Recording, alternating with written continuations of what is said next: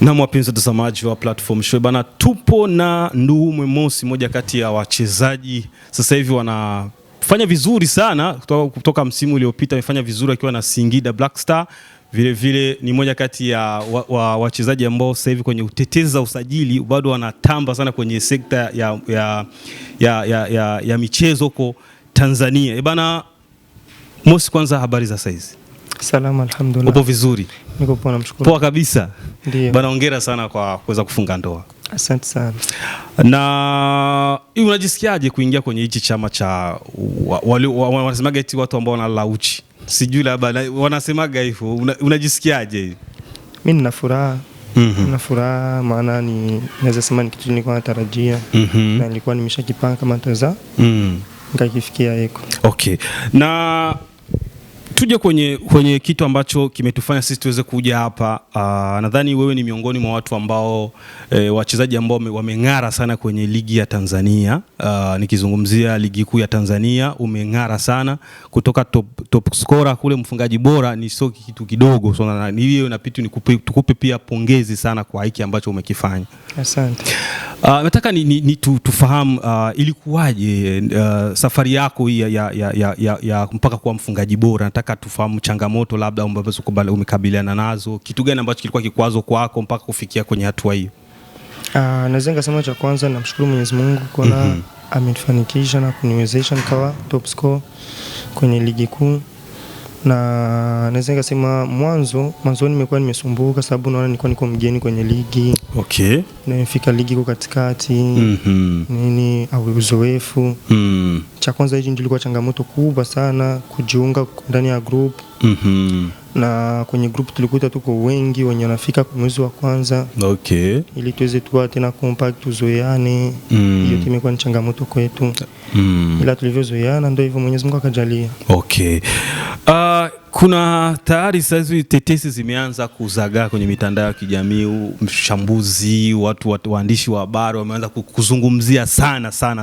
Nadhani ni miongoni mwa vitu ambavyo wewe mwenyewe unavifuatilia. Sasa hivi unahusishwa na Yanga, kwenda Yanga, na tumesikiliza viongozi wa Yanga, msemaji Alikamwe wanasema kwamba kuna wachezaji wawili ambao wamesalia na kwenye majina ya wachezaji hao jina lako pia linatajwa kwenye miongoni mwa wachezaji ambao watakwenda kutambulishwa, hao wawili ambao waliosalia. Sijui taarifa hizi kwamba zina ukweli kiasi gani? Ni ngumu kujibu hilo swali. Lina ugumu. Kwa nini lina ugumu kujibu? Siwezi tu kujibu. Okay. Huwezi kulijibu kwa sababu ni protocol ambayo labda hauwezi ni kitu ambacho hauwezi ukakisema, au tuseme basi una mahusiano gani na wewe na Yanga? Mahusiano, hakuna mchezaji yoyote anaweza sema eti hataji kucheza Yanga. Okay. Cha kwanza hicho, Yanga ni timu kubwa, ni timu bora. Naweza sema Tanzania na East Africa. Okay. Timu bora. Na mahusiano ni ngumu kusema. Okay. Sasa tuache na hilo. Na vingine kulikuwa tetesi ambazo ulikuwa unahusishwa na Simba sana. Mwanzoni kabla ya Yanga kuhusishwa na Yanga, pia ulianza kuhusishwa kwamba Simba wamekufuata wewe kwa ajili ya kuweza kukutaka wewe usaini nao. Sijui kama walikuja au na zenye story ikoje kwa upande wako? Simba. Yeah, Simba walikufuata wewe ili uweze kusaini nao. Ambao tikisa kichwa. Mbona tikisa kichwa? Ni story ambayo haiwezi kusemwa, ikoje? Kwanza naweza nikasema mimi na management ya kwangu. Okay. Ni ngumu sana kujibu maswali kama hayo kuhusu mambo ya usajili. Okay. Wakati usajili wenyewe bado. Okay. Usajiliwa fasi. Okay. Sawa. Kwanza mimi naweza kusema mimi niko mchezaji wa Singida mpaka sasa. Mpaka sasa hivi kwa mchezaji wa Singida. Si ndio hivyo utetezi za usajili, inawezekana nyinyi tunaonaga tayari mmekuja kutambulishwa, lakini huyu usajili unafanyika kimya, hatuna taarifa ya kwamba usajili unafanyika. Ndio maana tunakuja kukuuliza wewe mhusika wa tetezi zenyewe. Ni ngumu. Mimi ugumu wake uko wapi sasa? Ni ngumu tu kujibu. Mkataba au ruhusu? Okay. Hebu tutoke huko kwenye upande wa tetesi hizi za Simba na Yanga, kwa sababu kwa sababu ndio habari za mjini sasa hivi. Tetesi ziko nyingi, unawezekana labda unahusishwa na Yanga, baadaye ukasikia unaibukia kwenye klabu nyingine, yote inawezekana. Nataka hivi vilabu viwili Simba na Yanga, kwa upande wako unavichukuliaje, na endapo utapata labda nafasi kuingia kwenye hivi vilabu, wewe unaweza ukafanya nini ambacho wengine hawajafanya pale? Kwanza Simba na Yanga ni timu bora, ni timu kubwa pale ligi ya Tanzania. Na ni timu zinafuatiliwa sana, na ni timu zina mashabiki wengi kweli, wanaojua mpira, wanaopenda mpira. Na sio kusema eti unaweza ukaenda kwenye timu asha ufanye kitu kingine chenye wengine hawajafanya. Okay. Ila labda unaweza kwenda kujazia kwenye mengine wengine wamefanya, wenye wako nafanya. Sababu ni timu zinachezesha wachezaji wakubwa. Okay. Wachezaji bora. Okay. Na ukiachana na ligi ya Tanzania, kabla haujaenda Tanzania ulikuwa Burundi na umefanya vizuri kwa Burundi. Nataka tufahamu, mashabiki wengi walimuona tu Musa anaibuka ligi ya Tanzania na kuwa top scorer, magoli 17, sio kitu mchezo, sio kitu cha kawaida. Ulianzia wapi? Wewe ni nani hasa kwa ufupi, unaweza kujielezeaje? Kwa ufupi naweza sema mwanzo nilipoanzia ni Gillette. Ndio. Timu ya Kinama. Okay. Na naweza kusema nimecheza timu ya familia, timu yetu nyewe. Sababu ilikuwa ni timu ya babangu mkubwa. Ndio. Akaja akafariki, mamangu mkubwa ndo akaishika kama. Pole sana. Asante sana.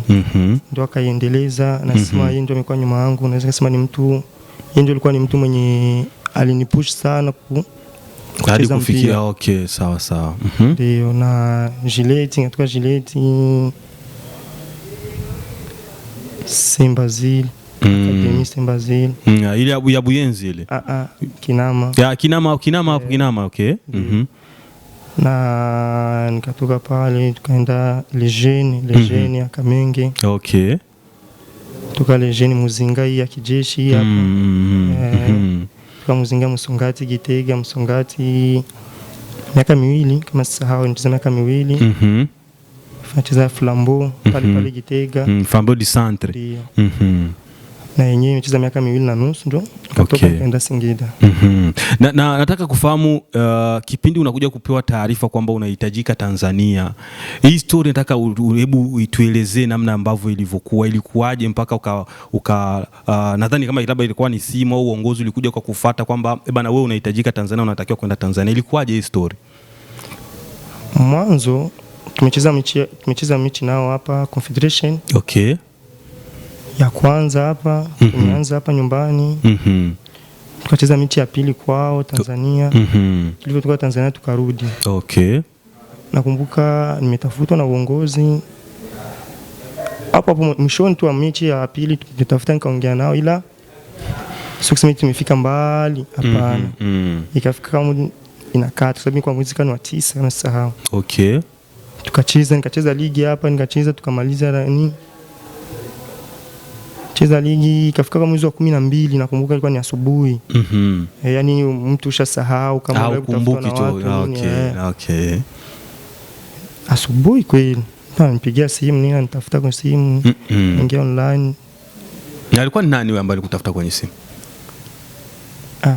Sio bora. Sio vizuri kumtaja. Alikuwa ni kiongozi wa Flambeau au alikuwa ni kiongozi wa timu ya Singida? Okay. Na alikwambia kitu gani? Anipigia akaniambia vipi po, unakumbuka tumewahi kuzungumza? Nikamwambia ndio. Ya sasa wanarudi tena kunigusia kuhusu wewe.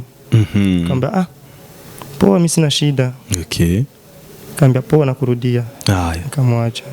Baada tena masaa tena akanirudia akaniambia mkataba tunatuma utizame nini, hivyo ni agent wako mkataba. Okay. Yaani naweza ngasema hayakuchukua muda mrefu. Yaani kwa hiyo siku moja ilikuwa ulikuwa ushapitia kila kitu na mkaona kama hapa ni panatufaa sana. Okay. Na ndio utaratibu ukaanza na baadaye ukao umebukia Tanzania. Okay. Ulipofika Tanzania ulifanya vizuri mwanzoni, kama ulivyosema, changamoto hazikosi kwa kila mchezaji anapokufika kwenye timu mpya, lazima uadapt mazingira na kila kitu na nini vitu vyote hivi. Na mwishoni wa ligi kuu ya Tanzania mlikuwa mnabebana, mna wachezaji ambao mlikuwa mnakwenda kwenye kinyang'anyiro hicho cha ufungaji bora, alikuwa Fei, baadaye Okelo akaja akaingia akawa anataka kupanda hivi. Nataka nifahamu ile pressure ambayo mlikuwa mko nayo kwenye ule mbio za kwenda kuania kiatu cha dhahabu. Nataka nijue ilikuwaje. Pressure ilikuwepo. Nasema pressure ilikuwepo sababu kwanza ni kitu kikubwa, sio kitu rahisi. Unaweza kusema tu mtu anafikia katikati ya ligi ashawe top score, fasima kitu cha nani rahisi tu. Kweli. Hapana. Kisha naweza nikasema watu wenyewe walinisupport na kunipush, kwa kwanza na wachezaji wenzangu, benchi la ufundi, viongozi. Ni watu wenyewe walikuwa wanahitaji nifikie huko. Okay. Kwa top score. Watu wenyewe walinipush sana, wananiambia Musi unaweza nini. Hata pale mtu ulikuwa na uoga, unasema itawezekana kweli. Unaikaa unasema, lakini si watu wanakupush wanakuambia kumbe kile kitu kinaweza kawezekana. Na ilikuwaje? Maana kipindi ambacho kuna kipindi ambacho mlikuwa na wewe na Fei kama mechi magoli yakawa yamelingana. Mwishoni ndo baadaye watu ndo mlikuja mkapindua, meza kufunga mabao 3 nini kila na hapa kweli kulikuwa pressure kubwa sana ambayo ulikuwa unaiona, ukiona mchezaji wa chini yuko anakuja kwa speed kubwa anafunga magoli, kama kwa mfano Okelo, ulikuwa unaonekana kama na yeye huenda akakufikia. Hii pressure ilikuwa yani ilikuwa yani mpaka kuna kipindi labda ulikuwa unapigiwa simu au dua nyingi zilipigwa, ilikuwaje hapo? Simu kweli zilikuwepo. Chama, marafiki, ndugu. Kaza ndugu yangu, usiachie. Yani kaza, wanakuambia unaweza ukaweza. Yani hata uwe na hofu na wewe hofu inatoka. Nasikia. Sio kusema eti mimi nimeenda kucheza nasema mimi naenda kucheza nitakuwa top score. Mambo yenyewe yamekuja tu. Mtu anacheza unafunga mpaka unaona kumbe kinawezekana hicho kitu. Ilikuwepo, pressure ilikuwepo kabisa. Okay. Na hivi ligi ya Tanzania na ligi ya Burundi, utofauti wake ni nini hasa? Tofauti ni mkubwa. Kwenye upande labda ugumu, urahisi, kitu kama hiyo. Sio kusema eti ni kawaida. Tofauti ni mkubwa sababu unaona Tanzania ni ligi yenye inaleta wachezaji wakubwa, wachezaji wa kigeni wengi, na wenye wana uzoefu sana wa kucheza mpira, na wachezaji wazuri, na ni ligi kuna mvutano, ligi kuna ushindani mkubwa sana. Okay. Ndio tofauti naweza nikasema huo mkubwa sana kwa tofauti ya Burundi na Tanzania.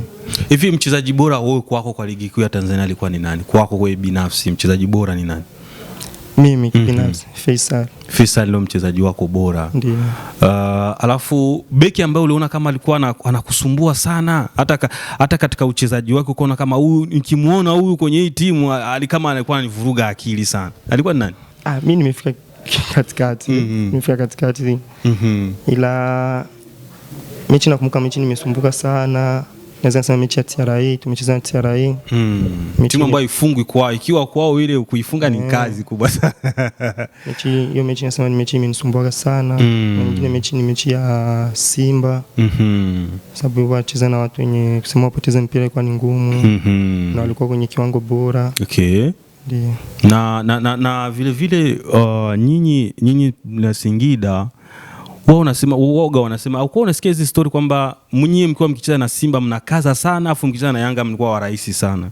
Hivi kwenye timu yenu haya maneno yalikuwepo kweli? Mlikuwa mnayasikia kutoka nje au mle kwenye viongozi wenu, labda wachezaji walikuwa wanapenda kuzungumza hiki kitu kwamba mkicheza na Simba mnakaza sana au mkicheza na Yanga mnakuwa warahisi? Hayo yamekuwa nazungumzwa hasa kwa mashabiki na nimeyakuta yako. Kweli yalikuwepo kweli. Na ni mambo yenye kwanza tulikuwa tukicheza hizo mechi, ni mechi za kwanza zilikuwa na pressure sababu kila mchezaji anasema ni Sophie na mimi wanaambia na mimi nimeuza mechi. Kweli. Ila sio kweli. Sio kweli kabisa. Kwa hiyo mechi zote mlikuwa mnazichukulia kama ni kawaida, mechi zote. Okay.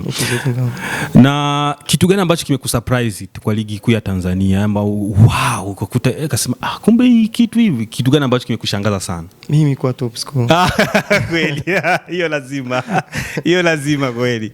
Hiyo lazima. Na kitu gani ambacho labda ulikuwa unahisi kipindi huko Burundi, ulikuwa unahisi wakati uko Tanzania unafuatilia labda ligi ya Tanzania unasema mbona kama ilikuwa tofauti na gisi nilivyokuwa na fikiria, ni kitu gani? Kipindi nilikuwa nafuatilia na mimi nilikuwa kama kipindi nilikuwa nafuatilia mechi za ligi ya Tanzania kwa sifuatilia mechi zote.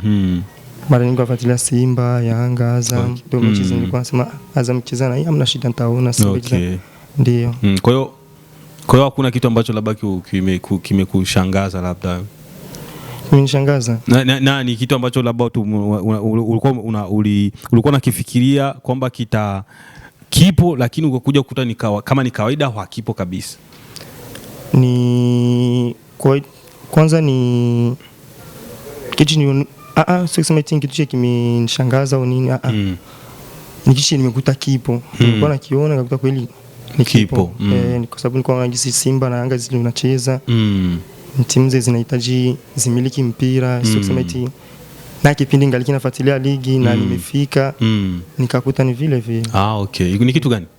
Kucheza possession tu. Ile ya kuna nini mpira, kumiliki mpira nini na nini. Bana, swali la mwisho sasa kwenye upande nadhani ni kitu ambacho wachezaji wengi wao wanahusishwa nacho, swala la ushirikina. Sijui kwenye upande wako wewe unaamini mpira unahitaji dawa au unahitaji ushirikina ili uweze kufanikiwa? Hapana. Upande wangu hapana, sababu hakuna kitu chenye Mungu hawezi kukupatia. Mwenye kuna imani za hivyo naweza nikamwambia aache. Okay. Sababu wewe unaenda kumuomba mtu na huyo mtu anamuomba Mungu. Mkubwa wa kuomba ni nani? Ni Mwenyezi Mungu. Na ndio muweza wa kila kitu. Na yeye ndio anatoa kila kitu, yani kila kitu kwa mmiliki zake yeye. Kweli kabisa. Ndio. Na ila lakini wachezaji huwa mnahusishwa sana mkiwa kwenye timu kama hivyo, kunakuta labda kuna mchezaji anamfanyia mwenzie ucha ile asifanye vizuri aingie kwenye ile nafasi. Watu wanaongea. Watu wanaongea na hata mtu afanye kitu chochote kile. Kama Mungu hajataka kikufikia kiweze kufikia. Kweli. Kweli. Watu wanaweza sema huyu anakufanyia hichi, huyu anakufanyia hichi nini? Husta, rumba.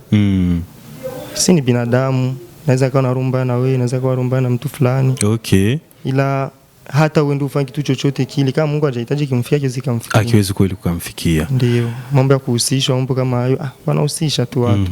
Lakini ulikuwa unaona baadhi ya timu ambazo ulikuwa mkienda kucheza nao, utakuta labda wamemwaga maji, wanafanya hivi, yani vile vimbwenga ambavyo vilikuwa vinafanyika. Sababu vitu vingi vilikuwa vinaonekana kwenye kamera, watu walikuwa tunaona kwamba kuna timu ulikuwa mkienda, mfano kama kina Yanga, unakuta labda kwenye mechi ifika half time wameenda kwenye nyumba huko, vitu kama hivyo. Yani nadhani vitu ni vimbwenga ambavyo vilikuwa vinaonekana wazi kama vinahusishwa kabisa na uchawi moja kwa moja. Mimi sikuona.